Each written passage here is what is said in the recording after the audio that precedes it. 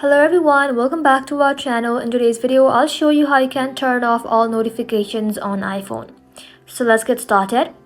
For that, first of all, you have to swipe down from the top right to open up your control center. Inside here, tap and hold focus and then choose do not disturb. This blocks every notification instantly until you turn it off. For a permanent fix, you need to go ahead and simply open up settings. Inside settings, scroll below. Then you need to go ahead and simply select notifications. Now inside notification, here you can toggle off notification apps by app or switch off allow notification for everything. You can even set up schedule focus mode, like during work or sleep, your iPhone will automatically stays quiet. And that is simply how you can shut down all notifications on iPhone, either instantly from focus or permanently in the settings. I hope this video was helpful. If it was, leave a like and sub, and I'll see you in the next one.